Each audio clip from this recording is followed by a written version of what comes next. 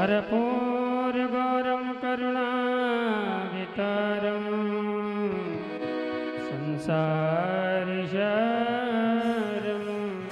भुजगेन्द्रहारं सदा वसन्तं हृदयारविन्दे भवं भवानी सहितं नमामि। आरती श्री भागवत जी की करते पवित्र भावना किए की।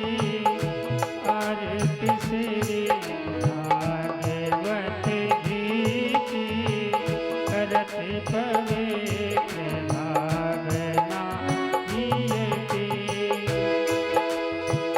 श्री नारायण मुख की वाणी पढ़ते ब्रह्मा और ब्रह्मानी। शंकर पार्वती सुख मानी। कृष्ण कथा सुख धाम हरि की। आरती श्री भागवत जी की करते पवित्र भावना किए की।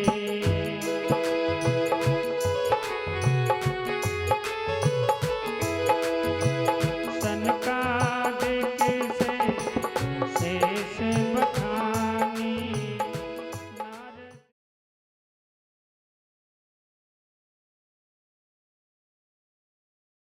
सुनी सरियो पर ज्ञानी।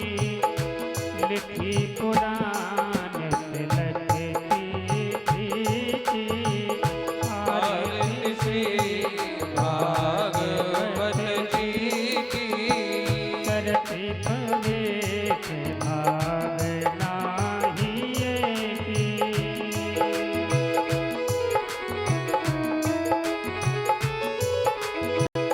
श्री सुखदेव व्यास ते सुन के।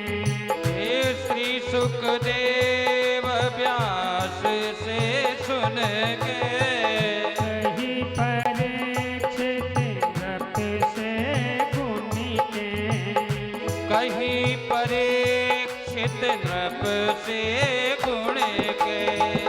गंगा तट संतन पूछुन के। गंगा तट संतन को चुन के। ज्ञान विराग भगत युवती की। आरती श्री भागवत जी की करते पवित्र भावना हिए की। करते पवित्र भावना हिय की।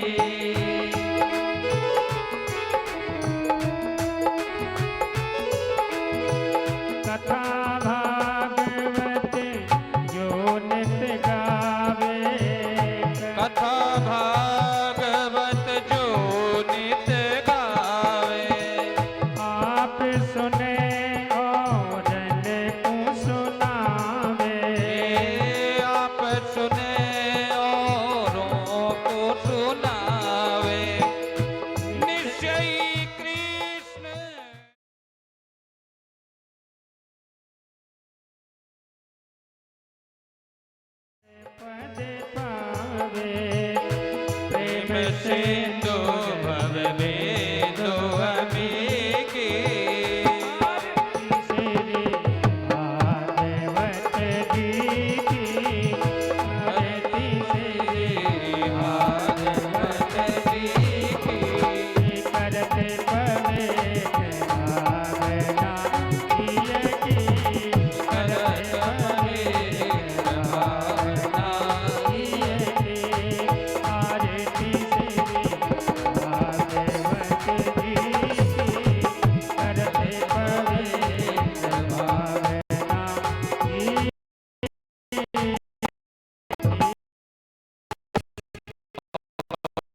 शान्तिरन्तरिक्षगों शान्तिः पृथिवी शान्तिरापः शान्तिरोषधयः शान्तिर्वनस्पतयः शान्तिर्विश्वे देवाः शान्तिब्रह्म शान्तिः सर्वगुं शान्तिरेव शान्तिः सामा शान्तिरेधि आरार्तिक्यं समर्पयामि जलेन शीतलीकरणीयामः दिवाभिवन्दनात्। पुनर् आरती दीजिए और अक्षत पुष्प दीजिए यजमान के लिए। हरि ओम ओम जजनेन जजमय जन्त देवास्तानि धर्माणि प्रथमान्यासन्न तेह नागं महिमानः सचन्द्र जद्रपूर्वी साध्याः सन्ति देवाः। ओम एकदन्ताय विद्महे वक्रतुण्डाय धीमहि नो दन्ति प्रचोदयात्। ओम नारायणाय विद्महे वासुदेवाय धीमहि नो विष्णुः प्रचोदयात्। ओम महालक्ष्मीश विद्महे विष्णुपत्नीश धीमहि नो लक्ष्मी प्रचोदयात्। ओम नंदनंदनाय विद्महे यशोदावत्सलाय धीमहि नो कृष्णः प्रचोदयात्। ओम अंजनी नंदनाय विद्महे वायुपुत्राय च धीमहि नो हनुमत् प्रचोदयात्। शिवन्तकावकुलचम्पकपाटलाब्जये पुन्नागजात करवीररसाल पुष्पै बिल्वत्प्रवाल तुलसीदल मञ्जरीभिः त्वं पूजयामि जगदीश्वर वर मे प्रसीद। नाना सुगन्ध पुष्पाणि यथा कालोद्भवानि च पुष्पाञ्जलिर्मया दत्तगृहाणां परमेश्वर गाय सपरिवाराय से आयुधाय से शक्तिगाय से वाहनाय एक तंत्रेण श्रीमद्भागवत महापुराण मंत्र पुष्पांजलि समर्पयामि।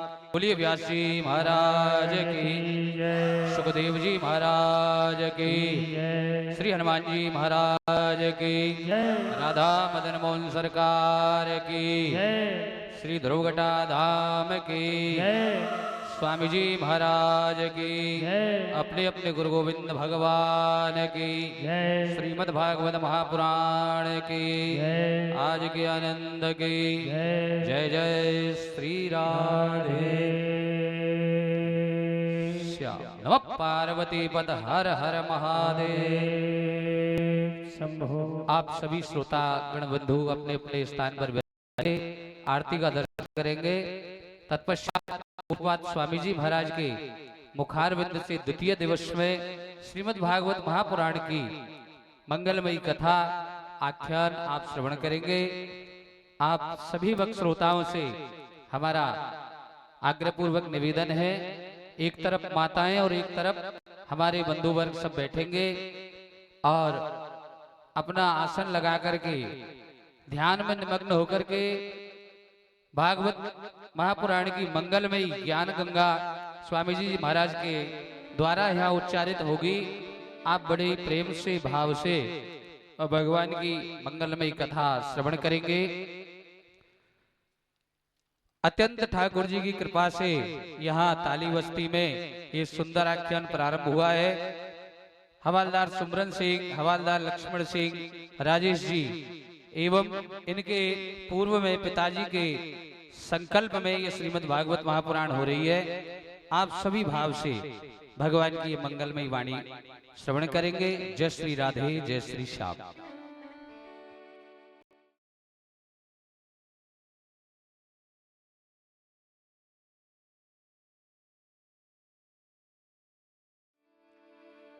ध्येयं सदा परिभवग्नमभीष्टदोहम् तीर्थास्पदं शिवविरन्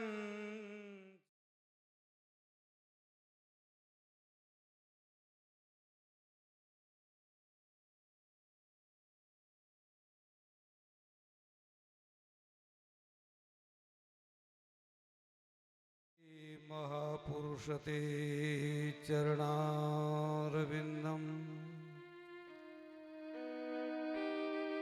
वरहापीडं नटवरवपो कर्णयोर्कर्णिकारम् बिभ्रद्वासकनककपिशं वैजयन्तीं च मालाम् रन्ध्रान्वेणोरधरसुदया पूरयन् गोपवृन्दैर्वृन्दारण्यं स्वपदरमणं प्राविशद्गीतकीर्ति गङ्गातरङ्गरमणीयजटाकलापम् गौरीनिरन्तरविभूषितवामभागम् नारायणप्रियमनङ्गपदापहारम् वाराणसीपुरपतिं भज विश्वनाथम् मनोजं मारुततुल्यवेगम् जितेन्द्रियं बुद्धिमतां वरिष्ठं वातात्मजं वानरयूतमुख्यं श्रीरामदूतं शरणं प्रपद्ये गुरुर्ब्रह्मा गुरुर्विष्णु गुरुर्देवो महेश्वरः गुरुर्साक्षात् परब्रह्म तस्मै श्री गुरवे नमः। बोलिए वृंदावन बिहारी लाल की जय। भागवत भगवान की जय। व्यासदेव भगवान की जय। सुखदेव जी महाराज की जय। राधा सर्वेश्वर भगवान की जय। मदन मोहन सरकार की जय हो। सियावर रामचंद्र भगवान की जय। उमापति महादेव की जय। हनुमान जी महाराज की जय। कैला मैया की जय। चामड़ मैया की जय। देवनारायण भगवान की जय। भैरों बाबा की जय। उमिया बाबा की जय। बस्ती माता की जय हो। अपने अपने गुरु महाराज की जय। अपनी अपनी वाणी को पवित्र करते हुए 2 मिनट भगवान नाम गुणानुवाद तत्पश्चात भागवती वार्ता आप श्रवण करेंगे। श्रीमन नारायण नारायण नारायण। श्रीमन नारायण नारायण नारायण। श्रीमन नारायण नारायण नारायण। श्रीमन नारायण नारायण नारायण। लक्ष्मी नारायण नारायण नारायण। लक्ष्मी नारायण नारायण नारायण। गोविंद नारायण नारायण नारायण।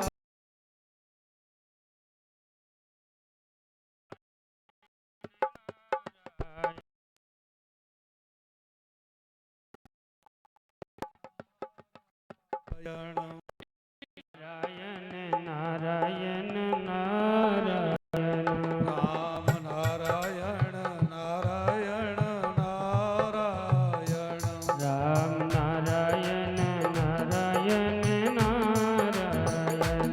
श्रीमन नारायण नारायण नारायण। श्रीमन नारायण नारायण नारायण। श्री लक्ष्मी नारायण भगवान की जय। मंचस्थ विप्रबंधु भगवत कथा रस रसिक प्रेमी सज्जन वृंद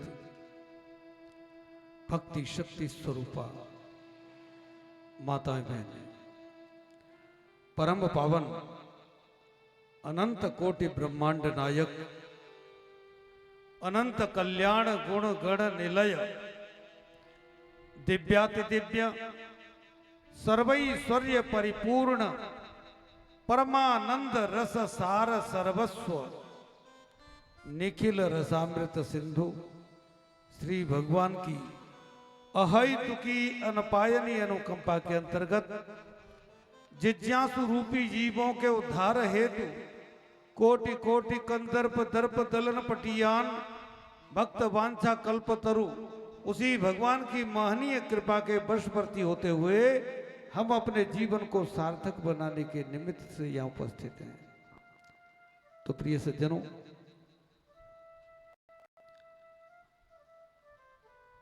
शास्त्रकार कहते हैं इस शरीर की महिमा को बतलाया है। मनुष्य शरीर की कितनी महिमा है।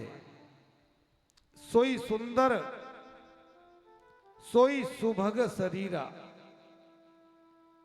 जा तन पाए भजिय रघुबीरा। इनमें कोई रघुवीर नाम का बैठा हो उसकी बात नहीं हो रही है। सोई सुंदर सोई सुभग शरीरा जातन पाए भजिय रघुवीरा। जिस शरीर से रघुवीर का भजन हो जाए, राम जी का भजन हो जाए, वही शरीर सुंदर है और वही सौभाग्यशाली है। अन्यथा तो लोहार की धोकनी होती है ना, धोकनी, ऐसे ही समझ लो।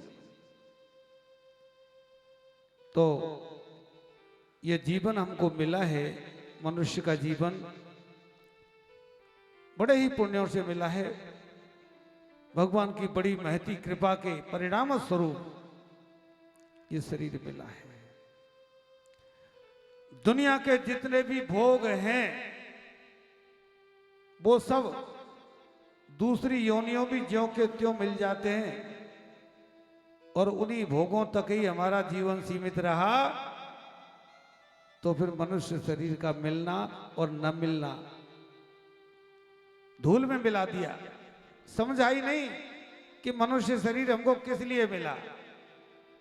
खाना कमाना सोना, खाना कमाना सोना, ये तो सब जगह हो रहा है। मनुष्य के अलावा जितनी भी योनियां है ना, क्या रात क्या दिन अपने आहार के लिए निकलते हैं, पेट भरने के लिए निकलते हैं। जैसे तैसे करके पेट तो सभी भर रहे हैं। पशु पक्षी जीव जंतु सब पेट भर रहे हैं और पेट भरने तक ही हम रह गए। तो मनुष्य जीवन का मिलना न मिलना सब बराबर हो गया, कोई मतलब नहीं रहा। मनुष्य का शरीर मिला है कि हम अपने स्वरूप को पहचाने, अपने आप को जाने, ईश्वर को समझें, ईश्वरीय व्यवस्था को समझें, तब तो सार्थक है। तो ऐसा सौभाग्य, ऐसा सुभग, ऐसा देव दुर्लभ संयोग ये हमको जो मिला है ना, श्री मद भागवती गंगा का अवतरण आपके मध्य में हमारे यजमान बंधुओं द्वारा आपको सुलभता से प्राप्त करा दिया है। कल बताया था ना, भागीरथी गंगा में यदि स्नान करना हो, भागीरथी गंगा का यदि जलपान करना हो, तो आपको घर छोड़ करके जाना पड़ेगा। गंगा जी जहां भी उपलब्ध है वहां जाना पड़ेगा। लेकिन ये ज्ञान गंगा ऐसी है कि हमारे घर में ही प्रकट हो गई। तो ऐसा सुनहरा मौका हमारे यजमान बंधुओं ने दिया है आपको, और आपको तो केवल डुबकी तो लगानी है, इसमें अवगाहन करना है, इसमें आनंद लेना है प्रेम से।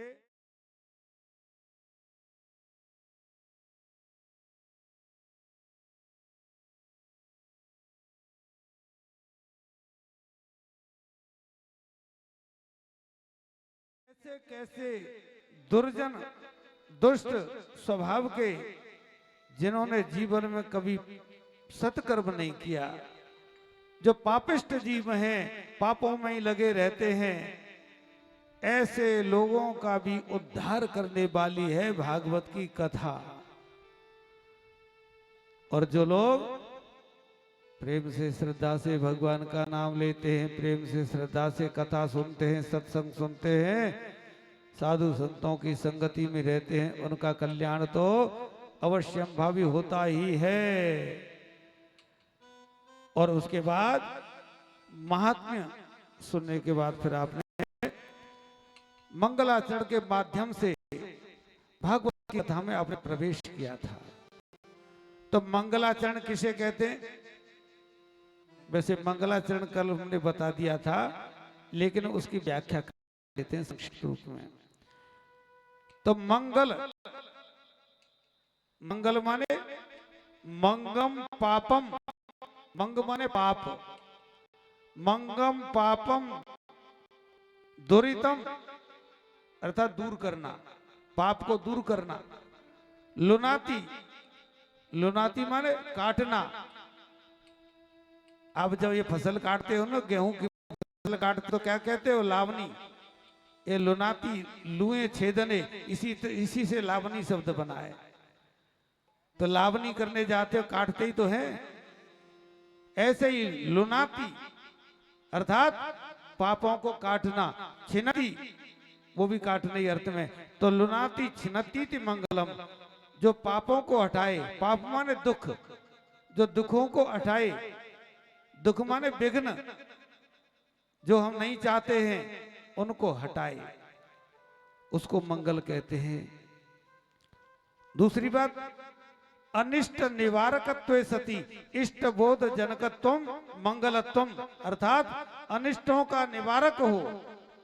और जो हम चाहते हैं, तो कोई दुख चाहता है क्या? सब कोई सुख चाहता है। तो जो हम चाहते हैं वो मिल जाए, और जो नहीं चाहते हैं उसको दूर करे, उसको मंगल कहते हैं। तो मंगलाचरण के माध्यम से आपने कथा में प्रवेश किया था। 2 मंत्रों में महर्षि वेदव्यास जी ने मंगलाचरण कल श्रवण कर ही लिया। तो ऐसी महत्वपूर्ण कथा है, इस कथा को लेने के लिए, श्रवण के लिए देवता लोग भी स्वर्ग से अमृत लेकर के आए। और ब्रह्मा जी से क्या बोले कि भगवान, ये स्वर्ग का जो अमृत है ना, ये तो परीक्षित को पिला दो, और भागवत रूपी जो अमृत है वो हमको पिला दो। तो ब्रह्मा जी ने क्या कहा? अभक्तांश तांष्ट विद्याय न ददौ स कथामृतम, अर्थात उन देवताओं को अभक्त समझा, पात्र नहीं समझा कि तुम तो पात्र ही नहीं हो इसके, इसलिए उनको नहीं सुनाया। तो ऐसी महत्वपूर्ण कथा है, लेकिन ये कथा हमारे बीच में आई कैसे? इस कथा को, ये कथा प्रकट हुई कैसे? इसलिए बारंबार बारंबार ये प्रश्न होता है, ऐसी महत्वपूर्ण कथा का शुभारंभ कैसे होता है? तो व्यास जी कहते हैं, निगम कल्पतरोर्गलितम फलम शुक मुखादमृत द्रव संयुतम पिबत भागवतम रसमालयम मुहुरहो रसिका भुवि भावुकाः। निगम कहते हैं वेद को, नी कहते हैं उपसर्ग है नी, और ये गम धातु है। गम धातु है चलने अर्थ में। गतिर ज्ञान गमन प्राप्ति, ये 4 अर्थ होते हैं गम के, और 4 ही अर्थ होते हैं विद के, और 4 ही और गम का अर्थ होता है गच्छति, अर्थात जो क्रियावान है, जो सक्रिय है, जो निष्क्रिय नहीं है।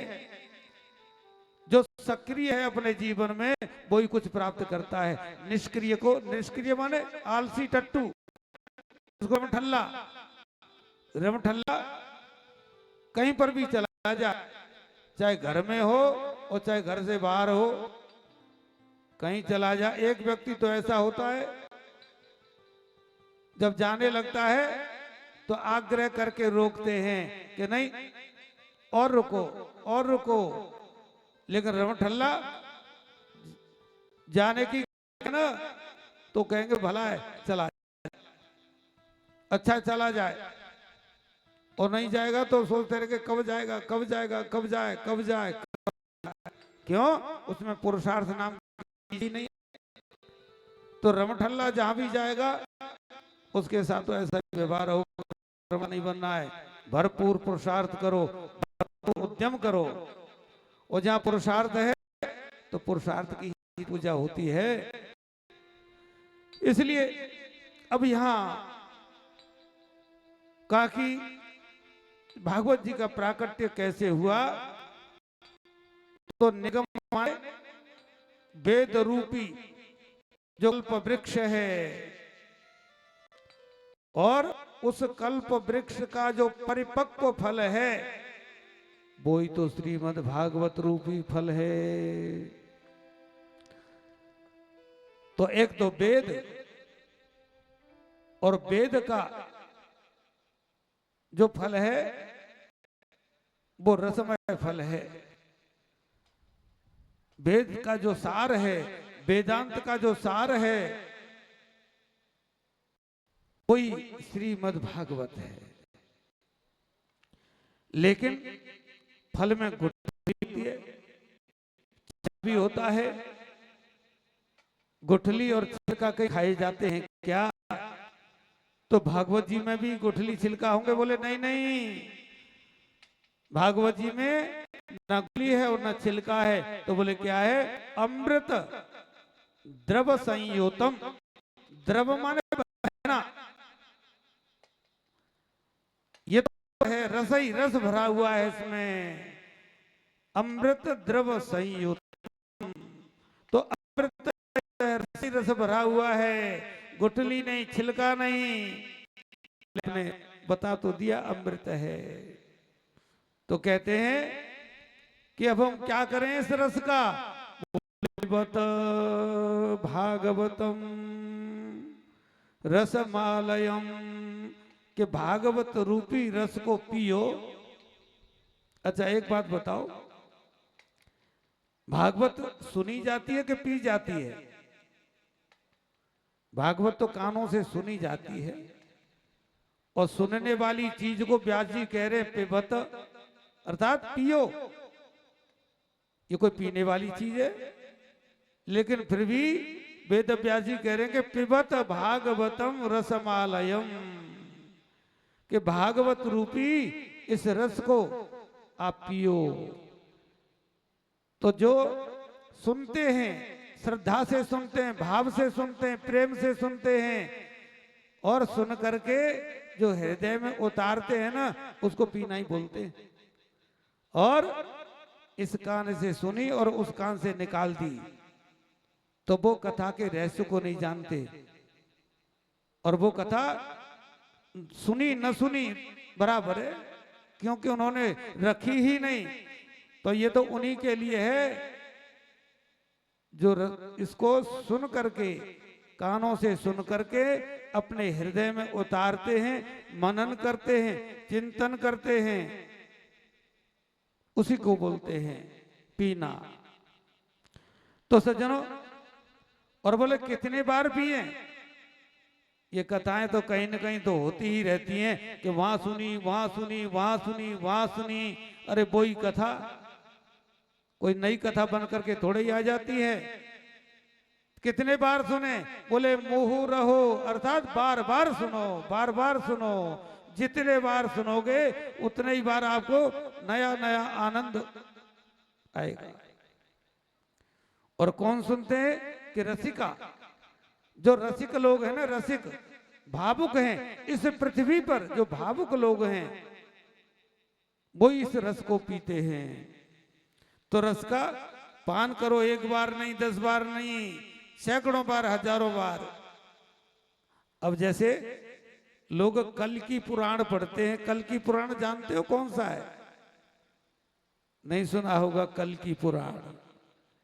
कल की पुराण कहते हैं अखबार को, और कितने लोगों की आदत तो ऐसी बन जाती है कि सुबह सुबह जब तक अखबार हाथ में नहीं आएगा ना तो चैन नहीं आएगा उनको कि नई खबर पढ़े तो सही क्या आया है, आज क्या आया है।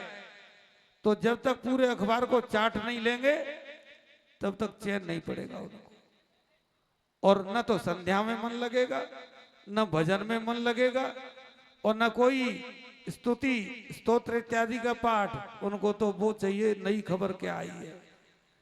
अच्छा, आपने अखबार पढ़ लिया और अखबार पढ़ने के बाद क्या रोज वही खबर पढ़ोगे? अगले दिन के लिए नई और चाहिए खबर, फिर अगले दिन के लिए नई खबर चाहिए। ऐसा नहीं है कि उसी खबर को आप सालों साल प्रतिदिन उसी खबर को पढ़ो और कोई दे भी दे कह रहे तो ये तो कल पढ़ लिया हमने, इसका क्या पढ़ना है। लेकिन हमारी रामायण है, गीता है, भागवत है, उपनिषद है, धर्म ग्रंथ जितने भी हैं उनमें ऐसा नहीं होता अरे तो कल भी पढ़ा था हमने, आज क्या पढ़ना है। इसमें तो जितना आप पढ़ोगे उतना ही आनंद आएगा, उतना ही अनुभव होगा। इसलिए कितने बार बोले बार बार पियो इस रस को, बार बार पियो। और आलयम, तो ध्यान रखना, आलय शब्द के दो अर्थ होते हैं। आलय घर को भी बोलते हैं और आलय आ माने संपूर्ण और लय, लय माने जब तक हमारी ये वृत्तियां हैं ना, चित्त की वृत्तियां, ये जब तक लय नहीं हो जाती हैं तब तक पीते रहो पीते रहो पीते रहो। ये चित्त की वृत्तियां ही तो घेर करके मारती हैं। तो चित्त की वृत्तियां जब तक संपूर्ण रूप से लय नहीं हो जाती हैं तब तक इस रस का अपान करते रहो, रस को पीते रहो। तो सज्जनों, अब हम चलते हैं, बड़ा परम पवित्र क्षेत्र है नैमिषारण्य क्षेत्र, जहां पर 88,000 ऋषि, 88,000 ऋषि जहां पर तपस्या कर रहे हैं। उस परम पवित्र क्षेत्र में अपने अपने उद्देश्यों को लेकर, अपने अपने लक्ष्यों को लेकर के वो कोई अनुष्ठान कर रहा है, कोई जप कर रहा है, कोई पाठ कर रहा है, कोई पूजा कर रहा है। वो सारे के सारे ऋषि, अब सौनकादि ऋषि हैं, वो सौनकादि ऋषि 88,000 अपने नित्य कर्मों से निवृत्त होकर के और बोले भागवत जी के महात्म्य का तो हमने श्रवण कर ही लिया है। तो बोले त्वया खलु पुराणानि सेतिहासानि चानघ आख्यातान्यप्यधीतानि धर्मशास्त्राणि यान्युत। तो सूत जी से सौनकादि ऋषि कहते हैं आप इतिहास के जानकार हो, पुराणों के जानकार हो, इसलिए आपसे हम पूछना चाहते हैं। और आप जानकार नहीं होते ना तो फिर हम नहीं पूछते आपसे। कितनी बड़ी बात कही है कि आपके बारे में हम जानते हैं कि आप बहुत बड़े विद्वान हैं, आप हमारी शंकाओं का समाधान कर सकते हो, इसलिए हम आपसे पूछना चाहते हैं। लेकिन ऐसा कहा बताया है कि जैसे कोई साधु महात्मा गांव बस्ती में आ जाए तो थर्मामीटर मत लगाओ, ये कुछ जानता है कि नहीं जानता। कई लोग जैसे रामायण का पाठ करते हैं तो चौपाइयां याद हो जाती हैं, कोई कथा वार्ता सुनते रहते हैं, उनको प्रसंग याद रहते हैं, तो तुरंत महात्मा जो जानते होंगे ना, जिस चीज को जानते हैं उसी को पूछेंगे, हाँ महात्मा जी ये बताइए। अब सब महात्मा पढ़े लिखे थोड़े ही होते हैं, अब बेचारे कुछ भजनानंदी होते हैं, सरल हृदय के होते हैं, पढ़े लिखे तो नहीं, तो वास्तव में महात्मा हैं, भजन करते हैं, छल कपट नहीं, शांति से रहते हैं। और तुम्हारे प्रश्न का जवाब नहीं मिला तो क्या बोलेंगे, ये तो फुल्का फार कंपनी है। क्या है कि फुल्का फार कंपनी है ये, यहाँ कुछ नहीं लेना देना, यहाँ कुछ नहीं रखा है, छोड़ो। और कोई विद्वान से यदि पूछ लिया, किसी विद्वान साधु से यदि पूछ लिया, और उस विद्वान ने ये सोच लिया कि इस प्रश्न का उत्तर ये जानता तो है, लेकिन हमारी परीक्षा के लिए ये पूछ रहा है, तो ध्यान रखना, ये विद्वानों में कलाएं होती हैं। वो विद्वान आपके प्रश्न का समाधान भी कर देगा और आपके पल्ले कुछ नहीं पड़ेगा, आपसे हाँ भी करा लेगा कि समझ में आ गया, कि हाँ आ गया, और पल्ले कुछ नहीं पड़ेगा। इसलिए हमेशा जिज्ञासा, अर्थात जो आपको नहीं आता है ना वो पूछो, जो आता है उसको क्या पूछना। तो इसलिए सोनकादि ऋषि कहते हैं, भगवान आप इतिहास के जानकार हो, तो इतिहास का अर्थ जानते हो? इतिहास किसे कहते हैं? तो सुन लो, इति माने पहले, इति का अर्थ होता है पहले, अर्थात पहले कभी ऐसा हुआ था। पहले, इति माने पहले, ह माने निश्चय, और आस माने था। आस माने था, ह माने निश्चय, अर्थात यह घटना पहले घटी है, उसको कहते हैं इतिहास। तो बोले आप इतिहास के भी जानकार हो, इसलिए भगवान हम आपसे कुछ जानना चाहते हैं। और बोले आपसे एक नहीं, हम अनेक प्रकार के प्रश्न करेंगे। तो पहला प्रश्न किया है ऋषियों, सोनकादि ऋषियों ने पहला प्रश्न क्या किया कि मानव के लिए परम धर्म क्या है। मनुष्य का शरीर हमको मिला है, तो हमारा परम धर्म क्या है, हमारा कर्तव्य क्या है।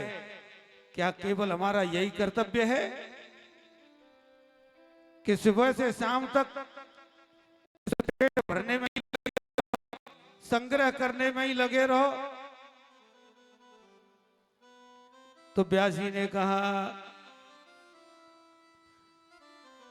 जैसे परिक्रमा लगाना धर्म है, या प्रातःकाल ब्रह्म मुहूर्त में उठ करके स्नान करना धर्म है, दान संपत्ति का दान करना धर्म है।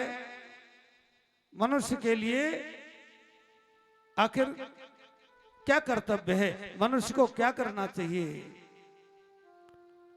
तो सोनकादि ऋषियों की तरफ से केवल एक सोनकादि ऋषि पूछते हैं और बाकी सब सुन रहे हैं। तो ये तो पहला प्रश्न हो गया कि हमको क्या करना चाहिए, हमारा कर्तव्य क्या है। दूसरा प्रश्न पूछा, कोई तो हनुमान जी को बड़ा बताते हैं, कोई भैरव जी को बड़ा बताते हैं, कोई दुर्गा जी को बड़ा बताते हैं, कोई शंकर जी को बड़ा बताते हैं, कोई राम जी को बड़ा बताते हैं। हम किसका भजन करें, किसके नाम का जप करें, ये चित्त में विभ्रम हो जाता है। और कलयुग है, अब तो नए नए देवता भी, नित्य नए देवता भी पैदा हो रहे हैं। जैसे नित्य दल खड़े हो रहे हैं ना, दल, राजनीतिक दल, आज से 50 साल पहले कम होंगे और अब तो बाढ़ आ गई। ऐसे ही तमाम दल जिसके पीछे भीड़ इकट्ठी हुई, उसने अपना दल अलग बना लिया। रामपाल ने अपना दल बना लिया, आसाराम ने अपना दल बना लिया, और दल बना के और अब ये दंड पेल रहे जेल में। उनके चेला भी बैठे होंगे, इनमें कोई न कोई तो होगा ही। आसाराम ने भी धूम मचाई, धूम। और कभी हम मिल जाए तो वो तो उन्हीं को समझते थे कि दुनिया के सबसे श्रेष्ठ सबसे ऊंचे महान ऋषि तो आसाराम ही है, हमारे जैसों को कौन गिनेगा भाई, हमारे जैसों को गिनेगा कौन, जिसने दुनिया में धूम मचा रखी है। लेकिन जानने वाले तो तब भी जानते थे। तो